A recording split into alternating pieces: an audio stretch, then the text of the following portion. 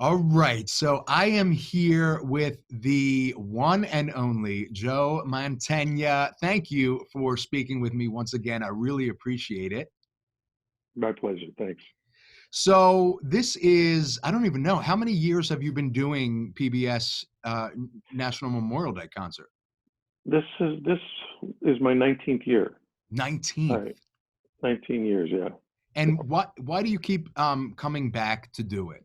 Well, you know what? I realized when I did the first one in 2002 that it was when I finished it, I realized, oh my, this is probably the most important thing I've certainly done this year because I went to it thinking, okay, I heard my friend Charles Durning, who was an actor, told me about it. Says, I do this concert every year. I think you might enjoy doing this. They look for actors to perform, give these little speeches based on real incidents during, about Memorial Day.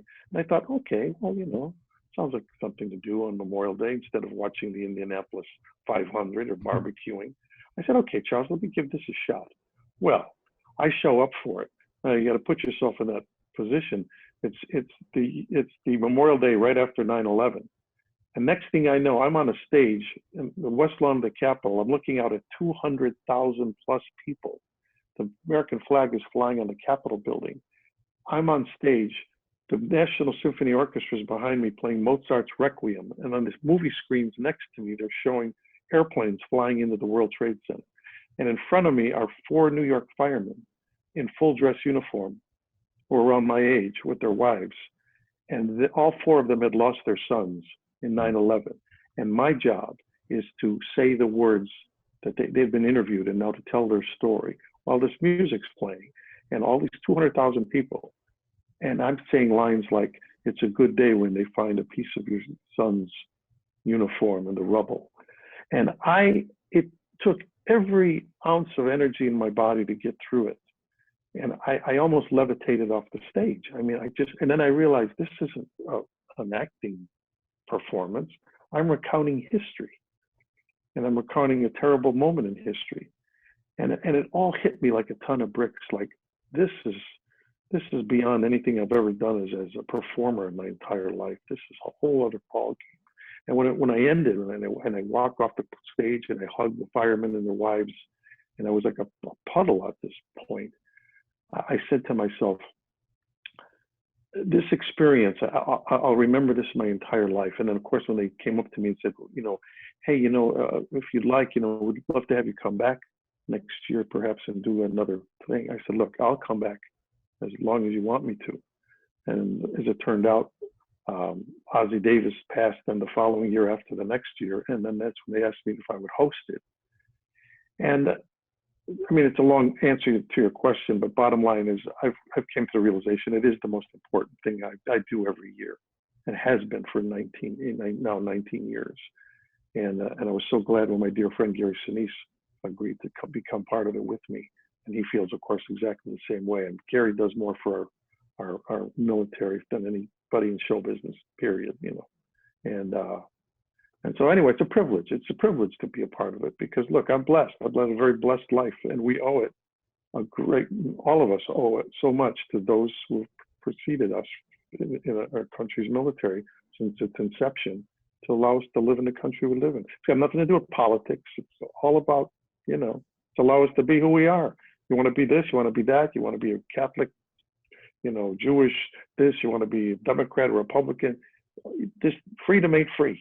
Mm-hmm. Some of us pay a greater price, that's all. And so this is my way, anyway, of paying back. So it's going to look a little bit different this year. Yeah. What is that process like for you? Well, it's actually kind of interesting. I think this is going to be a very special concert because what we realized is, of course, obviously we can't go to D.C. as we've normally done and get up in front of 200,000 people. It'd be hard to get that many masks, in one place. So what we decided, thank God we have this, just like what we're doing right now, we have this kind of virtual kind of things we can do. So Gary and I got together here in Los Angeles under a very controlled situation with just a skeleton crew. We filmed new segments in and out. A lot of the musical acts went out and did their own thing. I know Trace Adkins flew to D.C., went up on the top of a building, Mm. and shot his performances with the Capitol out in the background. Of course, the city was deserted, and he was able to do that. There are things like that have happened. We're showing a lot of best of segments from 31 years the concert's been going on. Because I came in, the 10 years had already been going on. And so it's going to be kind of a special show. And then a lot of the celebrities over the 31 years have wanted to be a part of it. So they recorded some things on their phones and things like that and sent that in, little shout outs that will happen. And then we'll also use this opportunity to not just salute, our armed forces, our military, the vets, but also the new heroes, the first responders, the people with essential workers, people who have stepped up. This is all still, the main focus is and always should be. It's Memorial Day, and we have to honor those men and women throughout our history. But we should also take a moment of pause, which we will during those 90 minutes, to also salute those who, in our time of crisis now, are they themselves are also making a very big sacrifice, and some of them, the ultimate sacrifice for us. Mm-hmm. And I was as I was talking to Trace yesterday, so many of us are fighting about, oh, I don't want to wear a mask and all, that kind of thing. It seems also silly when you look at something like the stories that are told during a National Memorial Day concert, where you have people that, were on the front lines that gave their lives for us to live the way we do. And we're arguing about masks. You know what I mean? Exactly right. Like I know one of the stories we're bringing back that was done, I think it was last year, with Sam Elliott. He recounted the story of a World War II veteran that was such a powerful, moving kind of story. Then one of the other segments we're bringing back is one that I had suggested a few years ago, and we were able to do, was a salute to the Tuskegee Airmen. Mm-hmm. I remember that. All black. Yeah. And they're going to re-show that as one of the segments. And that would, you think of what these men, had to do during World War II, and doing it at a time when there still wasn't obviously total racial equality here in this country.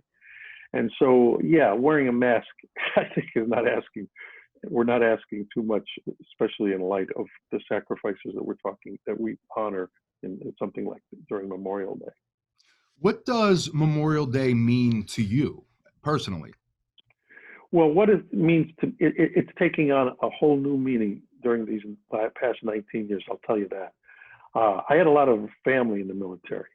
As it turned out, my father was hospitalized all during World War II with tuberculosis. He was in a sanitarium. So, and he came out of there with part of one lung, and then wound up only living into his, luckily lived into his mid-50s. Otherwise, I wouldn't have been born.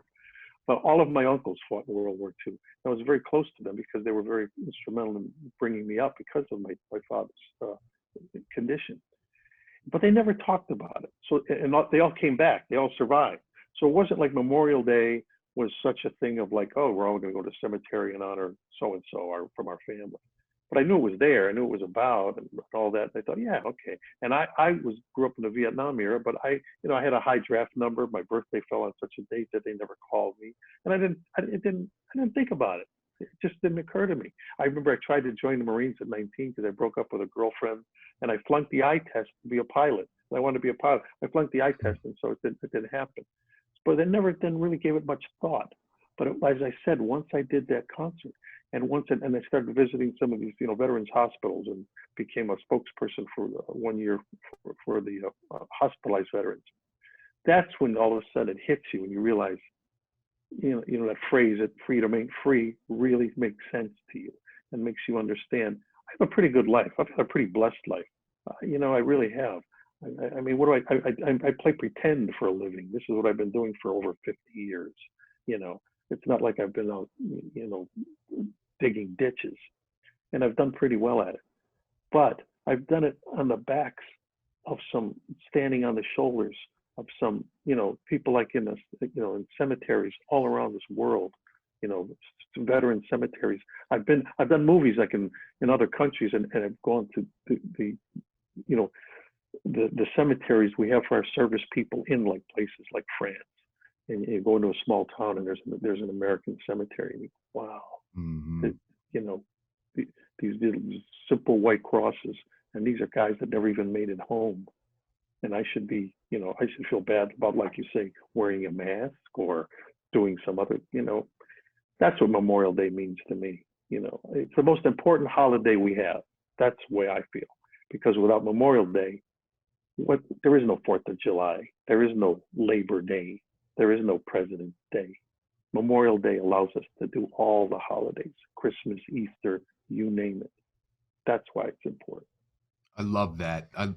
That's really a perfect answer.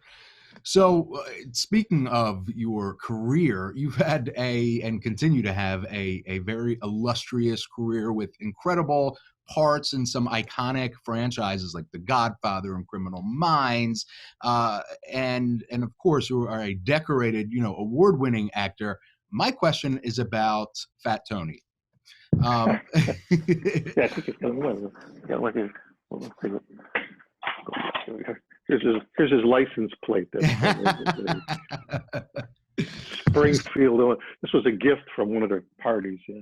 That's incredible. Anyway, go ahead. So can we expect to see Fat Tony again? I guess so. I always, it's funny. I remember, since you are obviously familiar with the show and know about Fat Tony. I mean, I remember when I got that script that was about, I don't know, maybe 10 years ago now, where I read the script and he's killed and he dies, and I go, oh my God, this is it. It's the end of the line. And then all of a sudden I realize, oh wait, he's got a nephew, and it becomes Fat Tony, and it becomes Fat. I mean, it was a wonderful script because it did a whole takeoff on Donnie Brasco. So I never knew. Like when I did the first one almost 30 years ago, I thought it was going to be a one-shot deal. I'd done The Godfather 3, and I'm sure that's why they maybe chose me to play that role, because they thought, oh, he just did, the main gangster in the new Godfather movie. Be a good choice to be this gangster character. So I did it as a lark, thinking, oh, this would be fun. I thought I watched a couple of episodes of the show and thought, oh, I like the writing. This is cute. It's funny. It's smart, clever. And then they called me back and said, we like the character. You want to do another one? I said, yeah, hell yes, I'd like to do another one. And so as it turned, it just they keep calling me. I keep showing up. I mean, that's basically it. And they know I love doing it. And I was honored a few years ago when I think it was when they put together their 18th season. They do that. They stopped doing it for a while. They stopped releasing the DVDs, but they were such a demand. They started up again. And what they do is they would devote each season's set of DVDs to a certain character. Right. And a few years ago, they devoted that whole season to Fat Tony, which I was very honored to. And they brought me to Comic-Con, and it was all of a sudden Fat Tony was like the guy from The Simpsons that year. He had billboards of Fat Tony here in Hollywood. So it was kind of cool. But I love doing it. It's my longest running character. Matt Groening still is. He hasn't changed a bit. He's the heart of, obviously, of the show, and I love working. I love the people there, and it's a big family there. That's if I have to name my 5 favorite characters I've done in my life, certainly Fat Tony's one of them. What about Criminal Minds? Are we going to be seeing more? Well, we're done. I mean, we wrapped up the show in terms of, we did 15 seasons, 325 episodes. But you never know. I mean, if it was up to us, it was up to especially the 8 of us who wound up finishing up the show. We're still all very close. We tend to do, I'll probably get a text thread from them later today. We stay in touch. In a heartbeat, we'd all go back and do something, even if it was just to do a revival of a one-shot deal. I don't know. Or something. It might, but I'm not counting on it. It might not happen. It most probably won't. But it doesn't matter in the sense that we did it. Mm-hmm. And 15 seasons of a show is rarefied air. I mean, we're right up there in TV history, and it's a testament to the hard work of everybody. Writers, even down to the extras. I mean, everybody contributed. Everybody was professional. Everybody wanted to do the best job possible. But it's a transitionary business. In other words, I've never. I've been lucky at Fat Tony and both shows I came in on season 3. I came in The Simpsons on season 3, and I came in Criminal Minds on season 3. So I guess I'm looking around for whatever show needs somebody in season 3. And then that looks like maybe I got a job for a while. Right. but I understand that things come to an end, and the main thing is to just enjoy it while you've had it, which I certainly did. And Criminal Minds will forever be a big chunk of my professional life and a big part of my personal life. And I was thrilled to be a part of it. And it's a celebrated show, celebrated character, and I hope one day that the gang will get back together, even for a one shot or whatever. So what Right. what about what are you working on next? What can we expect to see from you next? Yeah, well, there are things in the works, but obviously, due to current circumstances, everything's kind of like in limbo. I shot a pilot for Amazon that I really loved doing. It was tentatively, it was called On the Spectrum, and it was based on a show, I believe, out of England, or maybe it was Israel. I can't remember now, but it deals with these four young people who are on the autism spectrum. Now, I have a 32-year-old daughter who is on the autism spectrum, so I know exactly what that's like to be a parent. And that's who I play. I play the father of the main young man. And it was created by Jason Caleb, who did Friday Night Lights, and he's a wonderful, wonderful writer. And it's a beautiful pilot. I love doing it, and we'll see if that Amazon picks that up. That's a series that I'll be a part of. I'm also supposed to direct a movie that's it was kind of based on the kidnapping of Frank Sinatra Jr. Oh But wow. there was another film that was made about that, but that was more like almost like a docudrama. This is more like a black comedy in a way, because it really turned out to be a comedy of errors, that whole thing. And yet it's really a wonderful script, because there's a lot of humor in it, but also a lot of, love in it, actually. And I knew Frank Sinatra, and I was very close to his wife, Barbara. And anyway, I was attracted to the script. I just think it's a really good one. And again, that's in the works, and hopefully we'll do it, once the business gets back running again. But I've never made plans as an actor. In 30, Hmm. I've been in this business over 50 years now. This is my 51st year as a professional actor. And wasn't one of those guys that said, "Oh, I think I want to do this, and play this guy, and I'm going to have my production company create this and that." It didn't work out that way, and it's okay. I kind of enjoyed the surprise element of the business, of like getting that phone call that on Tuesday you're doing this, and on Tuesday night you get this phone call, and on Wednesday you're on a show called Criminal Minds, and you're doing it for the next 13 years, Right. And that's what I mean. Or you get the call, "Oh, please play this cartoon guy tonight." "All right, I'll come in and do it." Next thing you know, you're doing it 30 years later. So that's part of the excitement of the business. Part of the fear of the business too. You never know if that phone's not going to ring, which Hmm. might happen. But if it does, it does. And if it doesn't, it doesn't. If I gave it all up, if it all ended for me tomorrow, it's been a hell of a ride. I've got nothing to complain about. Well, I don't think that's going to be a problem for you. I think we'll be seeing you for another generation. So thank you for speaking with me. Thank you for what you do with PBS. The National Memorial Day concert, something I always look forward to every year. I look forward to being there every year. Of course, it's a little bit different this year, but Right. but it's going to be a special one. So I'm really really excited. And thank you for talking with me. I really appreciate it. No, I enjoyed it very much, and I'll look for you. Hopefully, we'll all be back there next year, and I'll look for you. Make sure you make a point to find me. Absolutely. All Thank you, right, sir. you got it.